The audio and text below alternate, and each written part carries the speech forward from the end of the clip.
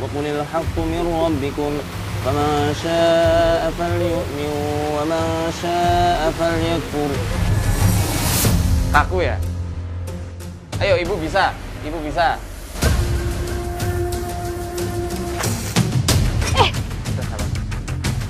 وننزل من القرآن ما هو شفاء ورحمة للمؤمنين.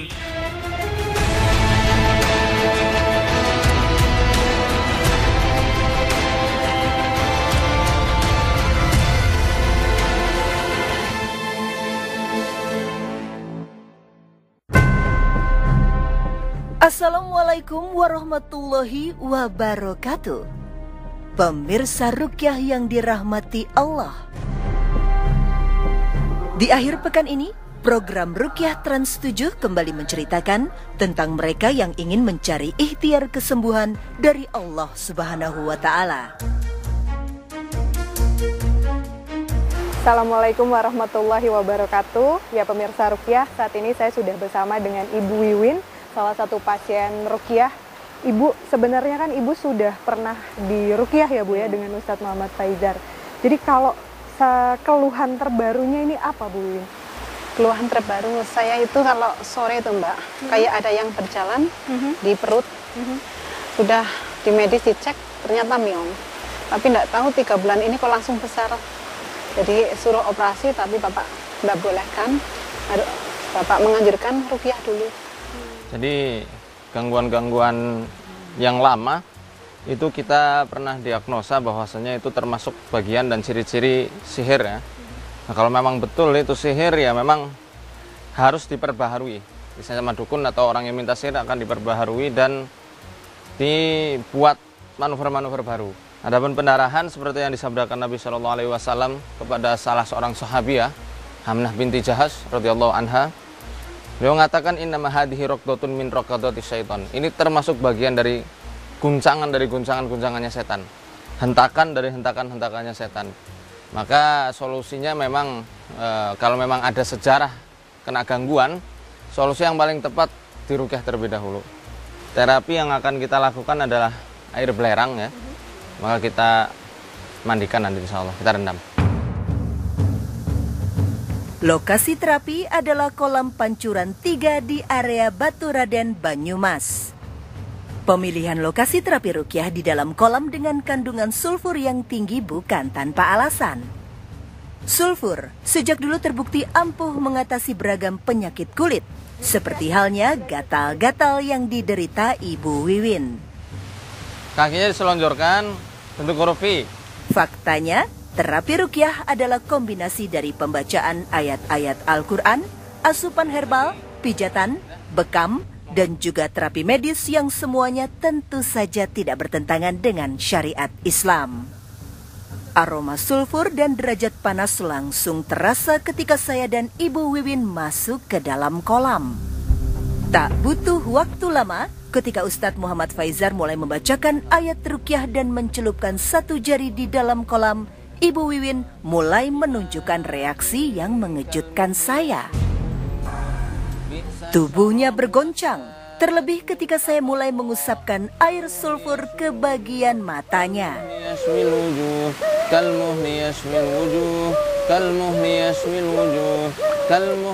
Jin mulai terusik keberadaannya. Kalau misal gangguannya sering gatal tuh Mbak, biasanya mereka ada di pembuluh darahnya. Kasus-kasus seperti ini biasanya digunakan itu ya racun-racun atau serbuk-serbuk yang ditiupkan oleh para penyihir. Atau mungkin bisa jadi lewat makanan atau lewat minuman. Intinya kita rendam saja, nanti Mbak Hanida usap pakai 1 jari di antara kedua belikatnya di sini. Di bawah pengawasan Ustadz Muhammad Faizar, saya mulai mengusap pelan bagian di antara 2 tulang belikat. Untuk netralisirnya Mbak, untuk mendeteksi, biasanya nanti kita cek saja itu diusap pelan di atas tulang ekornya. Biasanya disuruh kayak ada gerenjelan-gerenjelan itu ya, kayak gajih pemirsa. A'udzu billahi minasyaitonir rajim. ولا تحسبن الله غافلا عما يعمل الظالمون Innama yuakhiruhum liyaumin tashkhasu fihi. Saya berpindah mengusap bagian tulang ekor Ibu Wiwin. Reaksinya semakin menjadi-jadi. Jin yang selama ini berdiam di alam raganya memberontak. Dan tiba-tiba gerak-gerik Ibu Wiwin pun berubah. Wasa'at murtafaqa. Nah, kayak kodok apa kayak ular tuh. Ya pemirsa, adapun reaksi yang seperti kodok ya yang kita saksikan sekarang ini, ada sebuah sihir yang mengajarkan untuk menggunakan darah kodok sebagai perantaraan mengirimkan jin dan ilmu peletnya kepada wanita yang dituju. Ini bisa menjadi tanda dan juga petunjuk solusi apa yang hendak kita lakukan setelah terapi rendaman di air belerang ini. Di rumah, Ustadz Muhammad Faizar kembali melakukan proses ruqyah. Reaksi terjadi, Ibu Wiwin langsung terjatuh. Menurut cerita wanita berusia 43 tahun ini, ia terkena sihir yang awalnya bertujuan untuk mengobati penyakitnya. Namun, akibat jalan berobat yang salah, kini jin membelenggu Ibu Wiwin melalui sihir nazif. Nih, kita bisa lihat, Mbak, dia mengarah ke arah pintu gerbang. Karena memang di salah satu referensi para dukun, untuk melet korbannya itu akan menyiramkan sesuatu atau menaburkan sesuatu di area gerbang rumah khususnya. Kalau ibu ini istihadhah, sukanya pendarahan, kita lihat tadi reaksinya itu seperti ini. Orang kepanasan. Ya. Bukan hanya kepanasan, tapi ini sebuah isyarat. Itu maksudnya adalah supaya itu deras. Jin yang merasuk ke dalam raga Ibu Wiwin membuatnya merayap menuju gerbang rumah seakan mencari sesuatu. Namun, ketika Ustadz Muhammad Faizar menyiramkan air yang telah diruqyah, reaksi Ibu Wiwin menjadi lebih tenang. Ustadz Muhammad Faizar meruqyah kamar mandi. Dalam kasus Ibu Wiwin, buhul sihir kemungkinan ditempatkan di dalam lubang toilet. Ustadz Faizar, kenapa kamar mandi lagi Ustadz Faizar? Jadi yang namanya proses sihir ya Mbak, itu kalau misal orangnya tahu sihir itu sudah kelepas, itu biasanya ada di pembaharuan. Sihir punya masa expired. Kalau itu sudah habis masa berlakunya, selesai sudah. Kalau tidak diperbaharui. Bahkan itu bisa balik kepada orang yang menyihir atau kepada dukunnya. Oleh karenanya kadang para orang yang meminta sihir atau si dukun itu selalu memperbaharui. Dan mereka biasanya meminta denah lokasi rumah. Untuk kasus istihadhah atau sihir nazif ya, mengeluarkan darah secara terus-menerus, biasanya yang dia tuju tidak lain dan tidak bukan pasti toilet. Makanya dari dulu sampai sekarang kita selalu WC yang kita tuju. Hanya saja yang tadi tambahan yang di depan ya, di depan gerbang, itu saya sudah insya Allah ada referensi khusus masalah ini. Karena kemungkinan jenis sihir yang seperti ini lebih cenderung kepada sihir ilmu putih. Untuk memulihkan kondisi pendarahan Ibu Wiwin akibat sihir, kini Ustadz Muhammad Faizar akan melakukan terapi sauna. Ustadz Muhammad Faizar mencampurkan semua bahan, mawar, melati, kemangi, serbuk bidara, dan al-uds atau minyak gaharu. Selanjutnya, Ibu Wiwin tinggal duduk di kursi yang telah dimodifikasi agar uap sauna bisa maksimal mengobati kondisi pendarahan yang dialaminya. Penting bagi pasien agar memperhatikan tak cuma dalam kasus sihir, karena ikhtiar kesembuhan harus tetap berdasarkan ridho Allah Subhanahu wa Ta'ala dan tidak melenceng dari Al-Quran dan Sunnah. Jika sedikit saja keluar dari syariat Islam, maka jatuhlah dosa syirik baginya. Maliki yaumiddin. Iyyaka na'budu wa iyyaka nasta'in. Ihdinas siratal mustaqim. Siratal ladzina an'amta 'alaihim ghairil maghdubi 'alaihim waladdallin. Alhamdulillah pemirsa, setelah kita lakukan sauna dengan bahan-bahan yang sudah disebutkan dalam kitab tadi, Ibu sempat muntah darah ya Bu ya. Dan sekarang apa yang dirasa? Perutnya bagaimana? Lega? Masih ada ganjalan? Sesak sedikit ya? Kalau tadi di muntahannya ada darah, Ustaz Faizar, itu artinya apa? Adapun muntahan darah ketika diruqyah, maka itu tanda bagus sekali bahwasanya jin yang selama ini bersemayam, khususnya yang ada di area kepala dan pikirannya, itu Allah keluarkan. Proses ruqyah bisa dilengkapi dengan pijatan seperti yang saya lakukan untuk Ibu Wiwin. Tapi perlu diingat, semuanya tetap harus di bawah pengawasan orang yang ahli. Dan perlu dicatat juga bahwa penanganan kasus pasien ruqyah dan pasien biasa ada beberapa perbedaan. Nah ini sudah reaksi ya pemirsa, bahwasanya ketika dipencet di titik refleksinya sambil dibacakan ayat ruqyah serta zaitun yang dicampur bidara itu membantu proses pengeluarannya. Ini yang selama ini bikin sesek Bu Wiwin ya. Ya pemirsa Ruqyah, kita sudah sampai pada tahap untuk memproses ikan gabus untuk bahan terapinya Ibu Wiwin. Ikan gabus punya banyak manfaat bagi tubuh, terlebih bagi pasien dengan kondisi gangguan sihir seperti yang dialami Ibu Wiwin.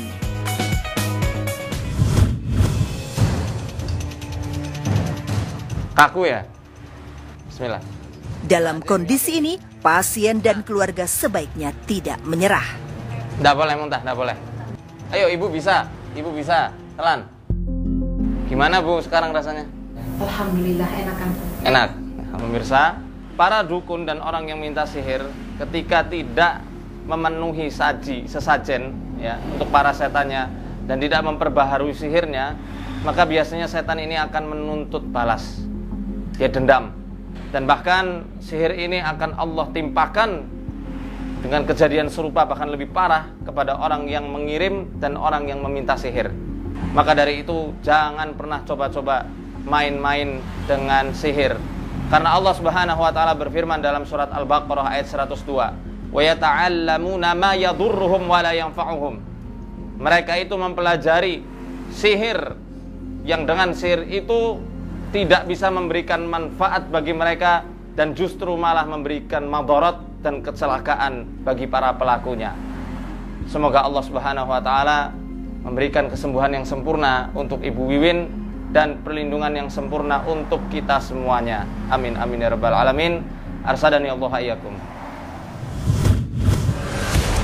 Pasien berikutnya yang akan berbagi kisahnya adalah Hasna Nur Fatimah. Apa yang mau dibagi dan apa yang mau diceritakan dengan kami dan juga dengan Ustadz Muhammad Faizar? Beberapa hari lagi ini kan saya mau menikah. Sebelum saya memutuskan menikah itu, saya itu begitu apa ya, meyakinkan hati saya itu begitu sulit tuh. Pertama itu karena saya sudah pernah gagal dalam pernikahan saya yang pertama. Terus yang kedua ini, yang saya merasa aneh itu memang saya dari kecil sudah mengalami gangguan. Seperti saya sering dilihat berbagai macam penampakan, saya juga merasa ada hal yang aneh yang ganjal di hati saya, tapi nggak tahu itu apa gitu loh. Ya Ustadz, ini kenapa kondisinya Mbak Mas? Ini semua ciri yang sangat dominan ya dari orang-orang yang terkena gangguan masul iski. Masul iski itu gangguan jin yang memang dia itu cinta sama orang tersebut. Nah, gangguan yang jin yang asyik itu beda sama mencintai ya. Kalau dalam bahasa Arab cinta itu bisa dikatakan ahabba yuhibbu, itu cinta biasa. Tapi kalau asyik itu udah cinta buta.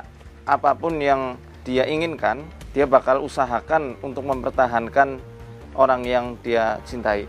Memang gangguannya kalau secara fisik itu akan terlihat jelas. Pertama kita lihat orang-orang yang kena jin turunan dan jin itu suka, dia akan serang area lambung. Ini paling pertama.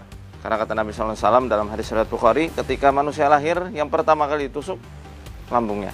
Selain lambung, kalau ini sudah parah ya, ini akan memicu gangguan di jantung maupun di area rahimnya.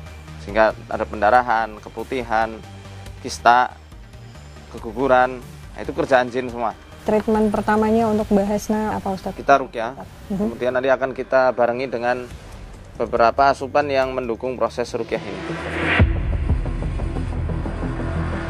Setelah mendengar cerita Hasna, Ustadz Muhammad Faizar langsung melakukan proses rukyah. Bapak Mahali, ayah Hasna, diminta turut menemani sebagai mahramnya. Selain menjadi mahram, Bapak Mahali juga akan menjadi indikator apakah Hasna terkena sihir saja atau sekaligus ada jin nasab atau jin keturunan yang mengisi raganya. Tak disangka, Hasna yang kerap terkena gangguan, tetapi justru Bapak Mahalilah yang langsung tak sadarkan diri. A'udzu billahi minasy syaithanir rajim. Am kuntum syuhada'a idh hadara ya Ustadz Muhammad Faizar langsung merukyah ayah dan anak ini. min ba'di. Ketika ayat demi ayat dibacakan, jin yang bersemayam di dalam diri Hasna mulai tidak tenang. Terlihat dari air mata gadis berusia 24 tahun ini yang terus mengalir. Tilka ummatun qad khalat laha ma kasabat wa lakum ma kasabtum wa la tus'aluna amma kanu ya'malun. Proses rukyah kedua setelah mengecek lewat sang ayah, kini saatnya Hasna dirukyah langsung oleh Ustadz Muhammad Faizar. Hasna hanya mengalami kerasukan secara parsial atau sebagian saja. Jin hanya menguasai gerakan setengah tubuh Hasna. Hanya saja saya perhatikan bagian tubuh Hasna di sebelah kanan terus bergerak, mengulangi gerakan yang sama. Kaki kanannya terus dihentakkan ke lantai. Di antara kondisi sadar dan tidak, tangan kanan Hasna terus bergerak dan seakan ingin mengejar Ustadz Muhammad Faizar.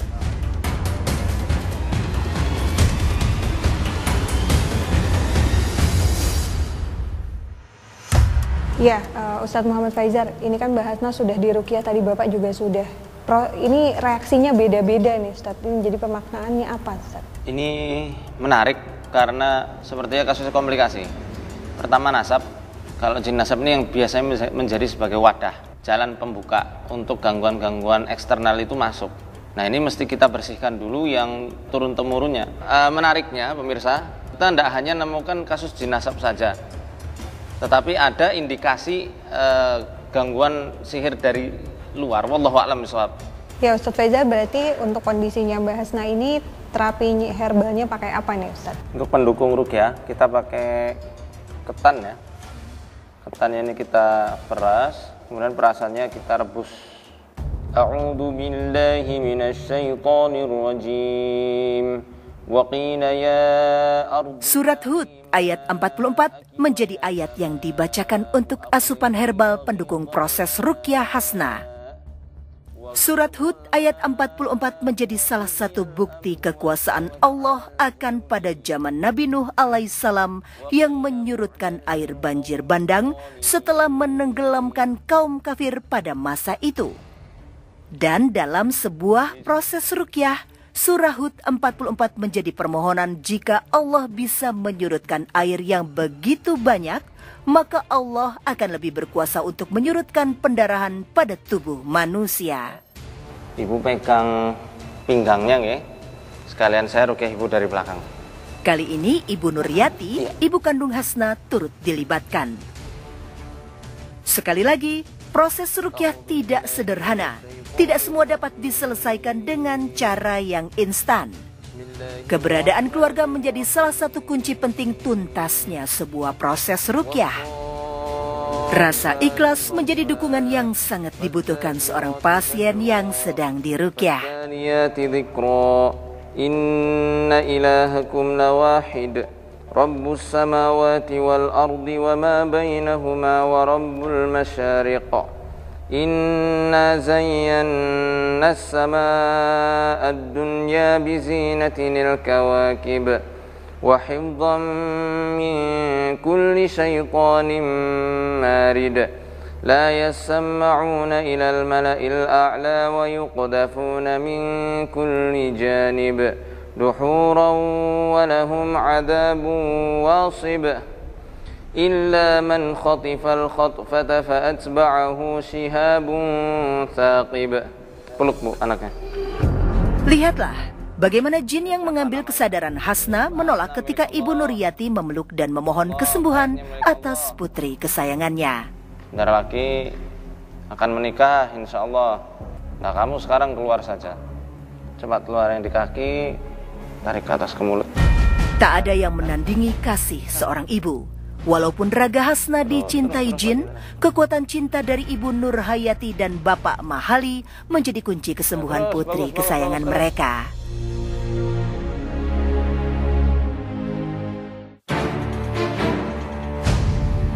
Rumah kediaman keluarga Hasna menjadi lokasi penelusuran rukyah Ustadz Muhammad Faizar. Air yang telah dicampur serbuk bidara menjadi media. Begitu air rukyah mulai disiramkan di bagian halaman depan rumah, kaki Hasna mulai bereaksi, menghentak ke tanah seakan mencari sesuatu.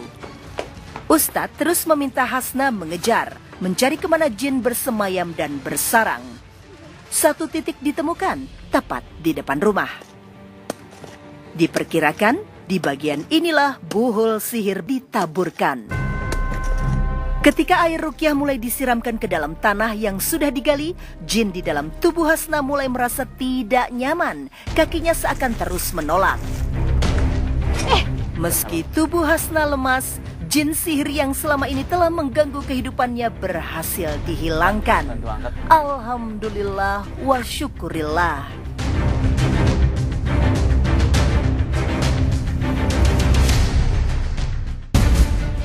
Kini, saatnya penyempurnaan proses rukyah dengan terapi rendam. Air perasan jeruk nipis dan madu berguna untuk menetralisir suhu tubuh Hasna yang panas.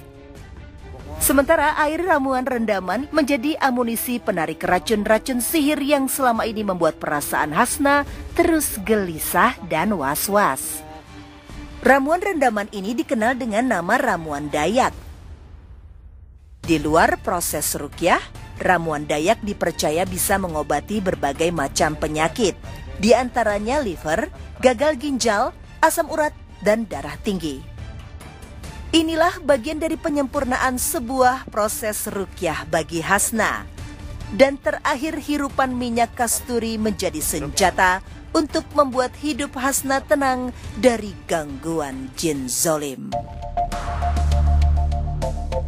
Untuk pemirsa yang ada di rumah, bahwasanya untuk menanggulangi sihir ada pada kemantapan hati manusia dan kekuatan jiwanya. Karena hakikatnya seluruh jenis sihir, apapun itu, pasti akan menyerang di area kejiwaan manusia selain fisik yang mereka serang. Dan ingat, jangan pernah ragu, jangan pernah putus asa, karena sungguh Allah Subhanahu wa taala berfirman dalam surat Al-Baqarah ayat 214, Am hasibtum, apakah kamu mengira antadkhulul jannata, akan masuk surga, walamma ya'tikum mathalul ladina khalau min qablikum, tidak atau belum pernah ditimpa dengan sesuatu yang pernah menimpa kaum-kaum saleh yang datang sebelum kalian. Massathumul ba'sa wad-dharra wa zulzilu hatta yaqula ar-rasul wal ladina amanu ma'ah mata nasrullah.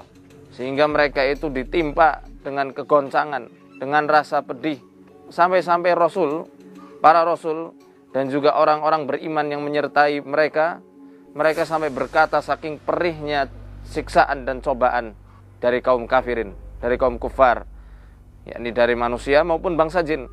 Sampai mereka tuh berkata, mata nasrullah, kapan datangnya pertolongan Allah? Karena saking parahnya siksaan mereka. Lalu Allah menenangkan dengan datangnya ayat 214 surat Al-Baqarah. Ala inna nasrullahi qarib.